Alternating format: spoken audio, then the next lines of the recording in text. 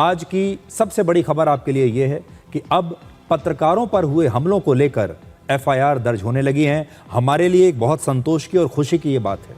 जिन लोगों ने पत्रकारों पर हमले किए और उन्हें लगा कि उनके खिलाफ कोई कार्रवाई नहीं होगी, आज उनकी ये गलतफहमी टूट गई।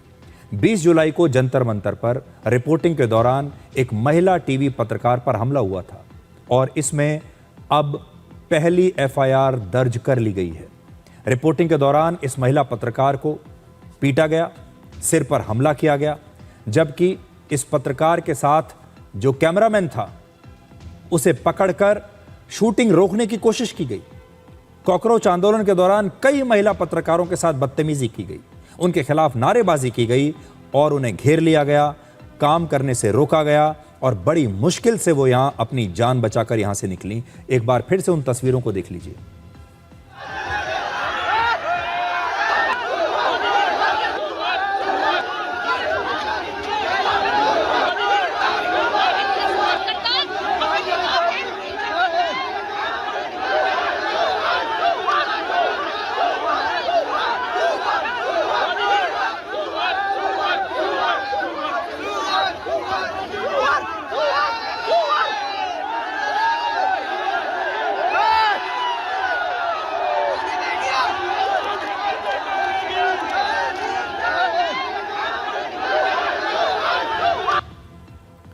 क्या आपको लगता है कि जो कुछ यहाँ हो रहा था ये नीट के छात्र हैं? क्या आपको लगता है कि ये वो छात्र हैं जो किसी न किसी परीक्षा की तैयारी कर रहे होंगे? और मान लीजिए अगर आप कहते हैं कि ये छात्र हैं, तो अंदाज़ा लगाइए कि जब ये छात्र कोई सरकारी अधिकारी बन गए, अगर ये छात्र डॉक्टर बन गए, इंजीनियर बन गए या किसी भी ऐसे पद पर आ गए जहां आपको ही अपनी ज़िंदगी में कभी इनसे कोई काम पड़ गया, तो ये क्या करेंगे, कैसे फैसले लेंगे, अपनी जिम्मेदारी कैसे निभाएंगे, इसका अंदाज़ा लगाइए। हमने आपको पहले भी ऐसे कई वीडियोस दिखाए हैं जिनमें विरोध प्रदर्शन के दौरान पत्रकारों पर हमले किए गए। अब दिल्ली पुलिस का भी कहना है कि उन्हें ऐसे कम से कम 10 वीडियोस मिल गए हैं जिनमें प्रदर्शनकारी पत्रकारों पर खुलेआम हमला कर रहे हैं। हम लगातार ये बात कहते आ रहे हैं कि पत्रकारों पर हुए हमलों को लेकर पूरे मीडिया को एक साथ मिलकर कानूनी कार्रवाई करनी चाहिए। पूरे मीडिया में जो बड़े बड़े संपादक हैं, उन कंपनियों के जो मैनेजमेंट के लोग हैं, उन्हें मिलकर एक स्टैंड लेना चाहिए अपने पत्रकारों के लिए और इन पत्रकारों की रक्षा हर कीमत पर होनी चाहिए। इनके अधिकारों की रक्षा हर कीमत पर होनी चाहिए। अगर हमारे देश में सभी लोगों को अभिव्यक्ति की आज़ादी है, काम करने का अधिकार अगर बाकी लोगों को है, तो इनको भी काम करने का अपना अधिकार है। जब पत्रकारों पर इस तरह के हमले हो रहे थे, तब हमारे ही देश के कई यूट्यूब पत्रकार, कई यूट्यूबर्स इन हमलों को सही ठहरा रहे थे, इस गुस्से को जायज़ बता रहे थे और कह रहे थे कि ये जो गुस्सा लोगों का देखने को मिल रहा है, इसके लिए मीडिया के ये पत्रकार ही जिम्मेदार हैं, वो चैनल जिम्मेदार हैं, उनके संपादक जिम्मेदार हैं। और ये कहकर इस व्यवहार को जस्टिफाई किया जा रहा था।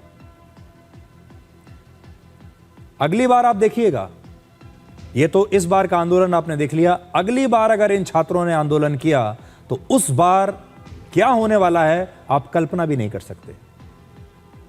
अब दिल्ली पुलिस की एफआईआर ऐसे यूट्यूबर पत्रकारों के लिए भी एक बहुत बड़ा जवाब है, क्योंकि अगर कोई पत्रकारों पर हमला करेगा तो अब उसके खिलाफ कानूनी कार्रवाई जरूर की जाएगी। आज हम फिर से ये कहना चाहते हैं, जिन पत्रकारों पर हमला हुआ उन सभी को खुद जाकर एफआईआर दर्ज करवानी चाहिए, उनके चैनल्स को, उनकी संस्थाओं को एफआईआर दर्ज करवानी चाहिए और ऐसे उपद्रवियों को हर हाल में कड़ी से कड़ी सजा मिलनी ही चाहिए।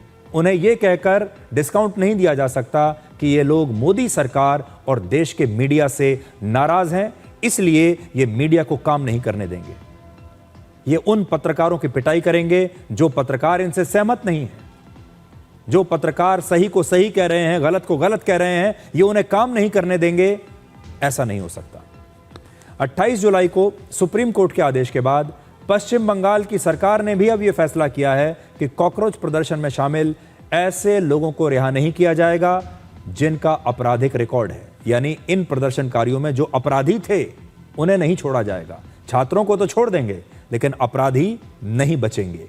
सुप्रीम कोर्ट ने भी कहा था कि आपराधिक प्रदर्शनकारियों के खिलाफ कार्रवाई जारी रहनी चाहिए और इनके खिलाफ जो एफआईआर हुई हैं वो वापस नहीं होंगी। छात्रों के खिलाफ एफआईआर वापस हो जाएं और सुप्रीम कोर्ट के आदेश के मुताबिक पश्चिम बंगाल में बिना आपराधिक रिकॉर्ड वाले छात्रों को रिहा कर दिया जाएगा। वहां पर छात्रों के आंदोलन में हिंसा के बाद 21 लोगों को गिरफ्तार किया गया था। कॉकरोच आंदोलन को लेकर पश्चिम बंगाल ने 2 उदाहरण देश के सामने पेश किए हैं। पहला, पत्रकारों के खिलाफ हिंसा करने पर एफआईआर दर्ज की गई और दूसरा, अब उपद्रवियों को रिहा नहीं किया जाएगा, वो उपद्रवी जो अपराधी भी हैं।